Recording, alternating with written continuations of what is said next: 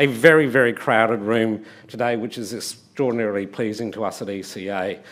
This is our 10th anniversary, as many of you are well aware, and for us this is a particularly important moment, not only because we stand on the cusp of great changes to the energy sector, and all of us in the room are here engaged in making sure that the battle, the arguments about where that system goes and who it works for and who it ultimately benefits is something that is central to all of us here. So our bringing together the Foresighting Forum is more than just ticker box exercise for us as a consumer advocacy and information entity. It's about making sure that all the parties in the room that represent the needs of residential households, consumers with disadvantage, small businesses, all have the chance to meet, to work together and to develop a common, not only perhaps understanding, but also access to resources, informations and support so that we're all working towards the same goal. An energy system that works for consumers in all of their many different needs.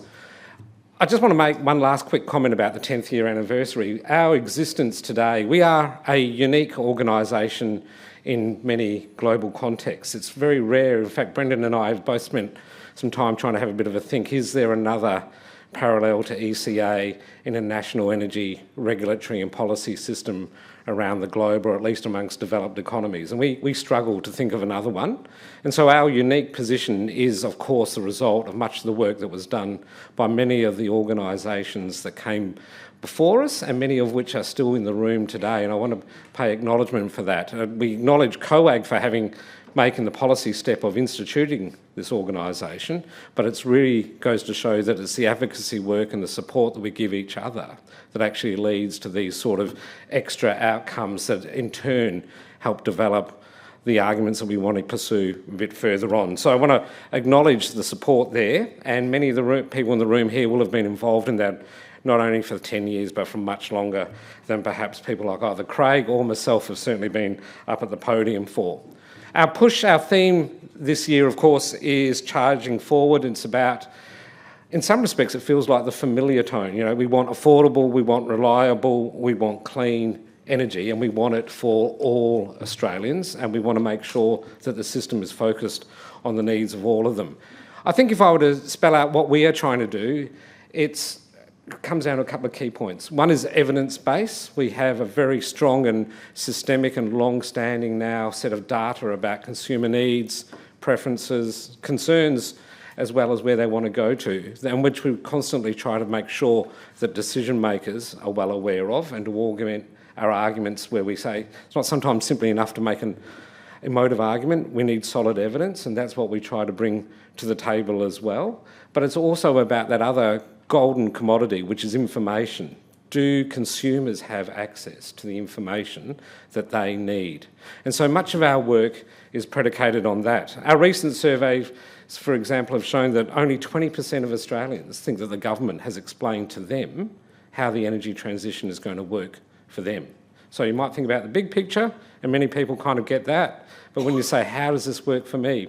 I've met many, many people who have simply no idea or have given up on trying to even do simple things. Should I put solar panels? Should I buy an EV? Should I do this? Should I switch to gas? It's too hard, and we shouldn't be in that place.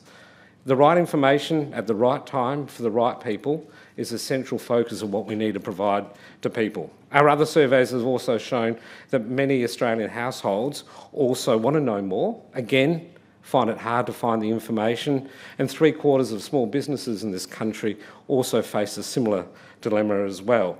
So if we're going to move to a situation where at some point sooner or later, as we hope, for example, by 2050, the Integrated System Plan estimates that 80% of all houses will have solar, that we will actually be not propelled by people who have been forced into the choice, but have been given the capacity, the agency, the autonomy and the empowerment to be able to do it for themselves. So energy information, energy literacy drives much of what we're going to do. Some of the items we'll discuss in the next few days, embedding a duty of care, for example, one-stop information shops, information dissemination and a whole variety of other areas will all be part of what we look at today. I especially also want to call out our guest speakers that we've brought in, and Shalanda Baker and Ahmad Faruqi. I'm looking forward especially to their discussions, and also want to acknowledge along the way the people that have supported us here. In the case of our guest speakers, Race for 2030, supporting and sponsoring their coming out here has been really important to us.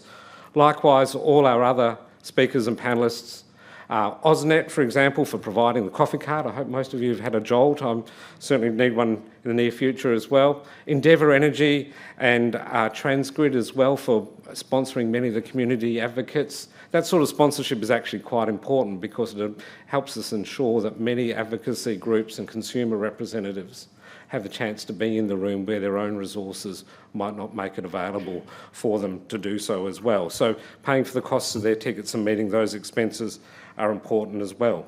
I'm going to keep it short. Craig, we're probably already, I don't know if we're already running over time or not, but that's the joy of being the chair, being the MC. I'm going to conclude now by throwing over to a very short vox pop that we've compiled. It'll give you a bit of a taste of some of the sentiments of Australians around this great big, increasingly brown and dry country of ours to have a look at. And then after myself, I'll throw over to Brendan, our CEO, to follow on. So thank you, everyone. Thank you for your time. And I've met many of you in the year that I've started, but there are many more that I'm still keen to. So if you see me in the corridor, feel free to grab me. Happy to talk to you.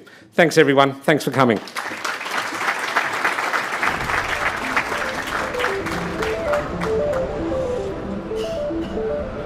I'm quite concerned about the price of energy with regards to our manufacturing sector and our economy in general. So I think cheap energy is a huge key for our standard of living in this country. The lack of it, running out of power very soon. I guess sources that work for the environment and also cost effectiveness for the consumer. I think we could have more discussion, like for example with renewables, household solar and maybe even batteries. So I think we should be respectful for the nature because nature is providing these things to us, and I think we should be very careful. Well, we've had more power outages this year alone than I've seen in my entire life. I can count 6 this year alone, and we're paying higher prices than we've ever paid, but our power's been off on average each time the blackout occurs in Dubbo about 2 hours a hit. If you don't have solar on your roof, you're not reaping the benefits. It's free. The sun is free. I don't think we should be shipping gas overseas. We should be having a limit to the amount of gas stations in Australia before we start providing it to elsewhere. I just want to go renewables all the time. Yeah. Mainly, first up, every household having solar and battery. I hope government can do something to help the small businesses.